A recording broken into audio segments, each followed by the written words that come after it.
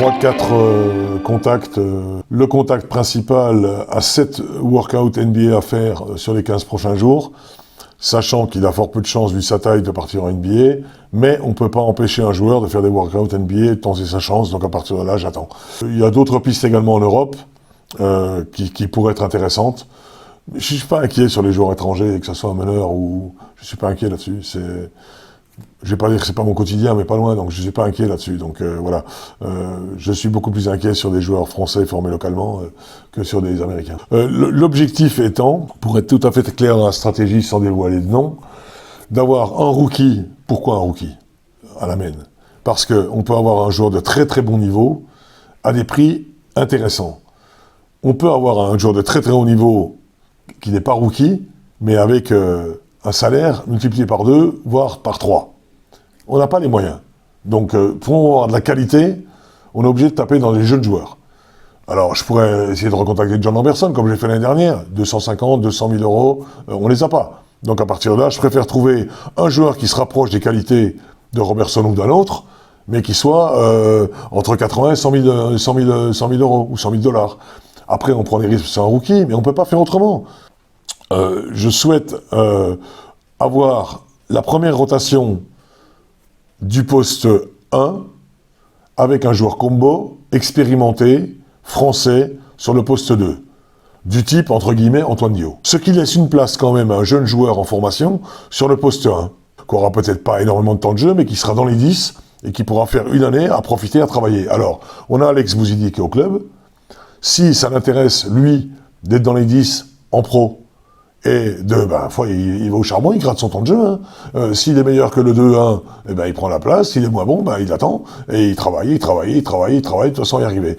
Ou alors, deuxième solution, très claire, on n'a pas ce poste combo 2-1 JFL, on part avec un backup expérimenté, un peu plus expérimenté sur le poste 1, français, et on prend une rotation poste 2 du joueur américain qui est exclusivement poste 2, 2-3 ou même 2-1, qui peut être même Cotonou, qui peut être Bosman, etc., etc.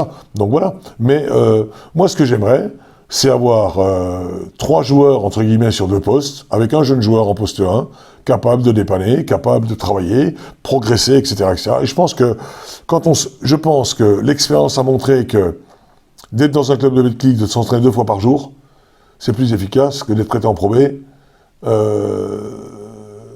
L'expérience l'a montré avec Arthur, qu'Arthur a beaucoup plus progressé cette année qu'il a pu progresser les 2 années dernières. Donc à partir de là, je pense que c'est une bonne solution. Alors après, il faut gratter du temps de jeu, c'est vrai. Non, Kyle ne prolongera pas l'aventure. Kyle était parti, lorsqu'il est parti de Roanne, avec un contrat qui était pratiquement ficelé à un montant budgété par le club. Il se trouve que lorsqu'il est rentré aux États-Unis et qu'il a rencontré ses agents américains, ceux-ci avaient travaillé et il avait trouvé un club proposant, soyons clairs, 40 000 euros, 30 à 40 000 euros de plus que nous, et jouant la BCL. L'affaire est faite, il partira en Allemagne jouer l'Europe dans un club allemand. Je suis absolument pas fâché, ni frustré, ni quoi que ce soit. J'ai pris ce jeune joueur que peu de monde connaissait, on l'a amené ici, il s'est montré, il s'est développé. On n'a pas les moyens de mettre ce que d'autres clubs peuvent mettre sur le joueur. C'est comme ça, on peut se taper la tête contre les murs si on veut, mais faut pas raisonner comme ça. Charge à moi d'en trouver un autre, aussi bon, et qui reste en tête qu'un an, et bien on en retrouvera un autre après. Mais on peut pas, on n'a pas l'argent pour le faire, pour garder les joueurs avec les desiderata qu'ils ont au niveau financier. Donc c'est pas la peine de dire oui, mais ils s'en vont. Bah oui, ils s'en vont, et alors on va en trouver un autre. Je cherche pas forcément le profil de Ron, je cherche un poste 3, j'en ai un qui est très bon. On a fait une proposition, et que j'ai eu l'accord du président, élevé. Ça sera le plus gros salaire du club. Bon, Jackie Langant, c'est un sujet qu'on étudie depuis quelques temps déjà. Il se trouve que lui était pas spécialement heureux dernièrement en France. Je parle pas de la chorale de Roanne, hein, il avait un peu le mal du pays. Sa petite fille, sa femme pas là. Je suis pas certain qu'il soit capable de recommencer une expérience en France tout de suite. En tout cas, je pense qu'il a besoin de 2-3 mois pour se ressourcer un petit peu. Et que de ce fait-là, a priori, ça pencherait plutôt du côté je reviens pas. Voilà. Après, si contractuellement, c'est quelque chose qui va coûter au club, on va pas non plus se tirer une balle dans le pied.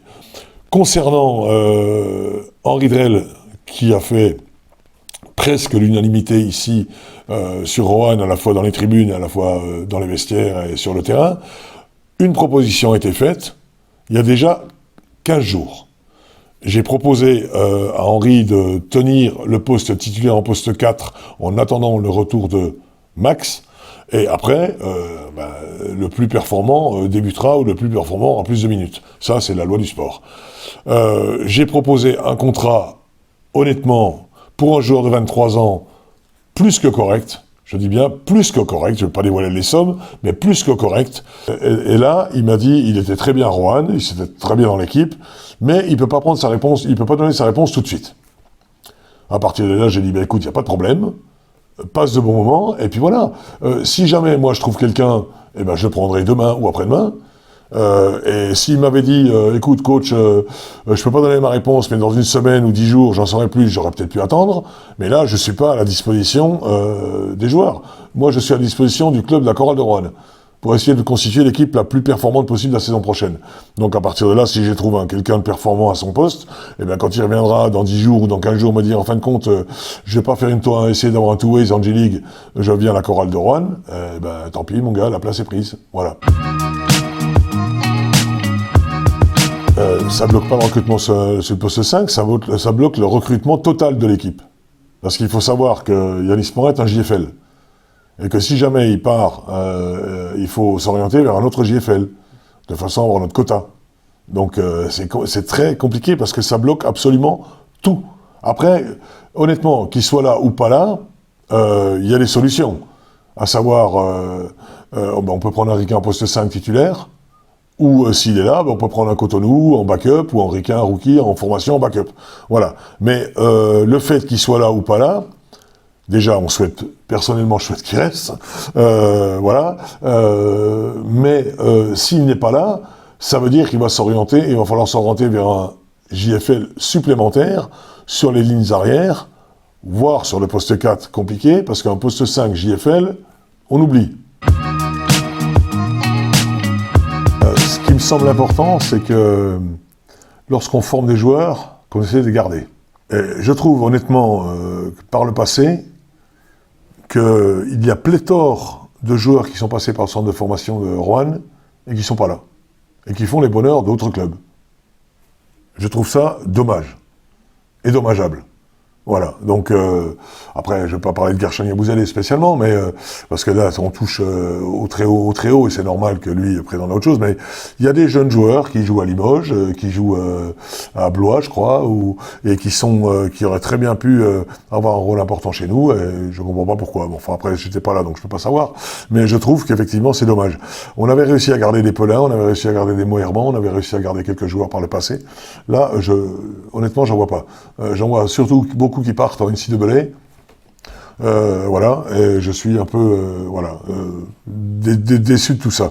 Après, concernant les joueurs, effectivement, et pour répondre à quelques sollicitations que j'ai pu avoir de façon privée ou réseau, quand j'entends dire que un contrat a été envoyé à Malcolm Casalon, etc., c'est dommage qu'on n'ait pas un Malcolm Casalon à Roanne.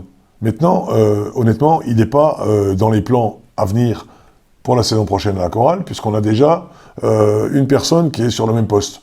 Donc, il est faux de dire qu'il y a eu quelques contrats, que ce soit envoyés à l'agent ou à Malcolm, c'est absolument pas vrai. Il est également pas très juste de dire que j'ai des contacts avec lui, puisque je crois l'avoir salué à Paris lorsqu'il était avec l'équipe de France et discuté 3 minutes avec lui, et je n'ai jamais eu de contact ni avant ni après. Donc voilà, on peut raconter ce qu'on veut, parce qu'effectivement j'avais des attaches très proches, j'étais très proche de son père, Laurent, mais avec Malcolm j'ai pas de contact particulier du tout. Mais je pense Je trouve que c'est dommage que ce joueur n'ait pas fait les beaux jours de la chorale, plutôt que d'aller en Serbie faire les beaux jours de je sais pas quel club.